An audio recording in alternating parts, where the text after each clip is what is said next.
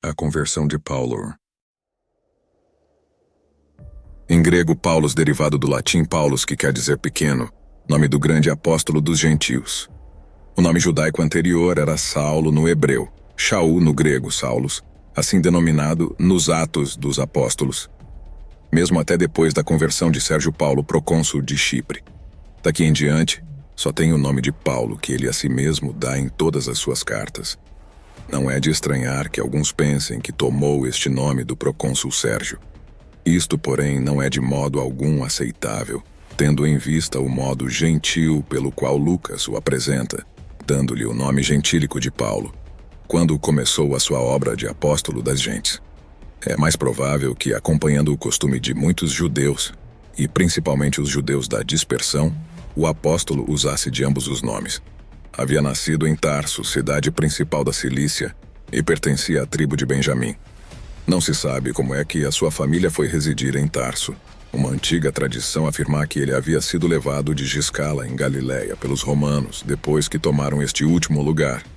É possível, pois, que a família de Saulo, em tempos anteriores, tivesse fixado residência em Tarso, com alguma das colônias que os reis da Síria estabeleceram ali, ou que tivesse imigrado voluntariamente, como faziam muitos judeus por motivos de ordem comercial. Parece que Paulo tinha relações familiares de alto valor e de grande influência. Manda saudar a 3 pessoas, seus parentes, das quais Andrônico e Júnias, que se haviam assinalado entre os apóstolos e que foram cristãos primeiro que ele. Romanos capítulo 16, versículos 7 e 11. Sabe-se que um filho de sua irmã, que provavelmente morava em Jerusalém com sua mãe, deu informações ao tribuno sobre a conspiração tramada contra a vida de Paulo. Dá isto a entender que este moço pertencia a alguma das famílias importantes da cidade, o que parece confirmado pelo fato de Paulo haver presidido a morte de Estevão.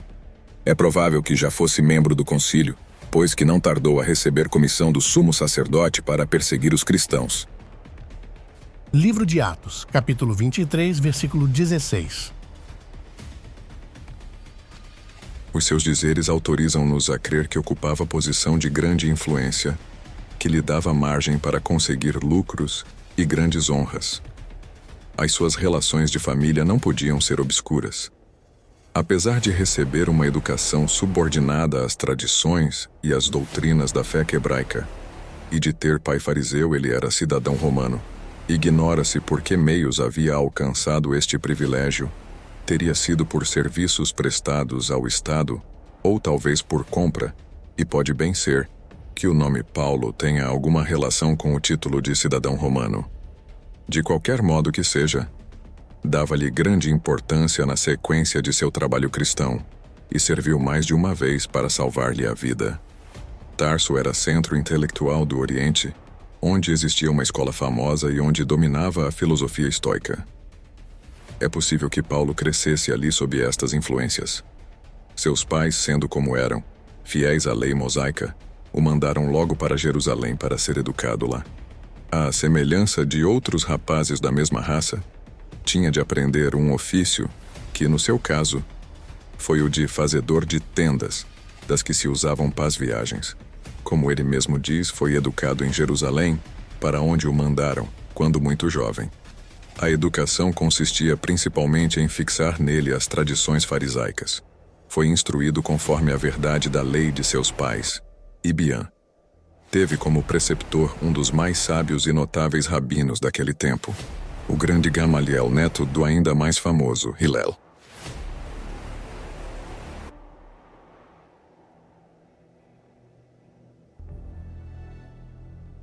Livro de Filipenses, capítulo 3, versículo 4. Foi este Gamaliel, cujo discurso se contém nos Atos dos Apóstolos, que aconselhou o Sanedrim a não tentar contra a vida dos apóstolos. Este Gamaliel possuía alguma coisa estranha ao espírito farisaico, a qual se avizinhava da cultura grega. O seu discurso, já referido, demonstra que ele não possuía o espírito intolerante e perseguidor, característico da seita dos fariseus. Celebrizou-se por seus vastos conhecimentos rabínicos. A seus pés, o jovem Saulo, vindo de Tarso, recebeu as lições sobre os ensinos do Antigo Testamento Porém, já se vê, de acordo com as sutilezas e interpretações dos doutores, que acenderam no espírito ardente do jovem discípulo um zelo feroz para defender as tradições de seus antepassados. Assim, pois o futuro apóstolo tornou-se fariseu zeloso, disciplinado nas ideias religiosas e intelectuais de seu povo. Por este modo, as suas qualidades pessoais, o seu preparo intelectual e talvez ainda as relações de família preparavam-lhe posição de destaque na sociedade judaica. Aparece no cenário da história cristã como presidente da execução de Estevão, o protomártir do cristianismo, a cujos pés as testemunhas depuseram suas vestimentas quando ainda moço. A sua posição, neste caso, não queria dizer que estivesse investido de funções oficiais. Livro dos Atos dos Apóstolos, capítulo 5, versículos 34 ao 39. De acordo com os dizeres da passagem referida anteriormente, ele apenas era consentidor na morte de Estevão. Contudo, vê-se claramente que perseguia com ardor os primeiros cristãos. Sem dúvida, entrava no número daqueles helenistas, ou judeus que falavam o grego, que promoveram a acusação contra Estevão. Não erramos dizendo que o ódio de Paulo contra a nova seita já estava aceso. Não só desprezava o crucificado Messias, como considerava os seus discípulos um elemento perigoso, tanto para a religião como para o Estado. Não é para admirar, pois, que fosse tão feroz o seu ódio a ponto de promover leis ou extermínio pela morte. E logo após o martírio de Estevão, tomou parte ativa, dirigindo o movimento de perseguição contra os cristãos. Fazia tudo isto guiado por uma consciência mal informada. Era o tipo do inquisidor religioso. Não satisfeito com a perseguição devastadora que fazia em Jerusalém, pediu cartas ao príncipe dos sacerdotes para as sinagogas de Damasco com o fim de levar presos para Jerusalém quantos achasse desta profissão. Os romanos davam largos poderes aos judeus para exercerem a sua administração interna. O governador de Damasco, que obedecia à direção do rei Aretas, era particularmente favorável aos judeus, favorecendo por este modo a perseguição de Paulo aos cristãos. Livros dos Atos dos Apóstolos, capítulo 6, versículo 9. Nota importante a observar, segundo o testemunho expresso de Lucas e do próprio Paulo, é que respirava ameaças de morte contra os discípulos de Jesus até o momento da sua conversão, crendo que assim fazendo prestava grande serviço a Deus. Não tinha dúvida alguma quanto à justiça da sua empresa, nem sentia desfalecimento de coração para executá-la. Foi no caminho de Damasco que se deu a repentina conversão. Paulo e seus companheiros provavelmente iam a cavalo, como era costume nas viagens pelos caminhos desertos da Galileia para a antiga cidade. Estavam perto da cidade. Era meio-dia. O sol ardente estava no seu zênite. Repentinamente, uma luz vinda do céu mais brilhante que a luz do sol caiu sobre eles, derrubando-os. Todos se ergueram, continuando Paulo prostrado por terra. Ouviu-se então uma voz que dizia, em língua hebraica: Saulo, Saulo, por que me persegues? Dura coisa é recalcitrares contra o aguilhão. Respondeu ele então: Quem és tu, Senhor? Eu sou Jesus, a quem tu persegues. Levanta-te e vai à cidade, e aí se te dirá o que te convém fazer. Os companheiros que o seguiam ouviam a voz sem nada ver nem entender. Paulo sentiu-se cego pelo intenso clarão da luz e foi conduzido pela mão dos companheiros. Entrou em Damasco, hospedando-se na casa de Judas, onde permaneceu 3 dias sem vista e sem comer, nem beber, orando e meditando sobre a revelação que Deus lhe fizera.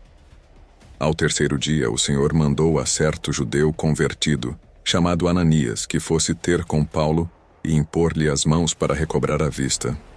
O Senhor garantiu a Ananias, o qual tinha receio de encontrar-se com o grande perseguidor, que este, quando em oração, já o tinha visto aproximar-se dele. Portanto, Ananias obedeceu. Paulo confessou a sua fé em Jesus, recobrou a vista e recebeu o batismo e daqui em diante, com a energia que o caracterizava, e com grande espanto dos judeus, começou a pregar nas sinagogas que Jesus era o Cristo, Filho de Deus vivo. Tal é a narrativa da conversão de Saulo de Tarso. Há 3 narrativas deste fato nos Atos. Uma feita por Lucas, outra pelo próprio Paulo diante dos judeus, e outra pelo mesmo Paulo diante de Festo e Agripa. As 3 narrativas combinam-se entre si, posto que nem todos os incidentes se achem em cada uma delas. Em todo caso, cada uma foi escrita com referência ao fim que o narrador tinha em vista. Em suas epístolas, o apóstolo alude frequentemente à sua conversão, atribuindo-a à graça e poder de Deus, ainda que a não descreve em minúcias. Este fato, pois, é atestado pelo testemunho mais forte possível. É certo também que Jesus não somente falou a Paulo, mas também lhe apareceu. Não se diz de que forma, com certeza foi de modo tão glorioso, que o apóstolo conheceu logo que era o Jesus crucificado, o Cristo, Filho do Deus vivo, o que lhe falava, e ele chama a isto, visão celestial, ou espetáculo. Palavra está empregada para descrever o aparecimento de entes celestiais. Lucas, capítulo 9, versículos 3 ao 22. E Lucas, capítulo 1, versículo 22. Então há lugar para dizer-se que seja ilusão de qualquer espécie. Contudo, o aparecimento de Cristo não foi a causa da conversão de Saulo, e sim a obra do Espírito Santo no coração, habilitando-o a receber e aceitar a verdade que lhe havia sido revelada.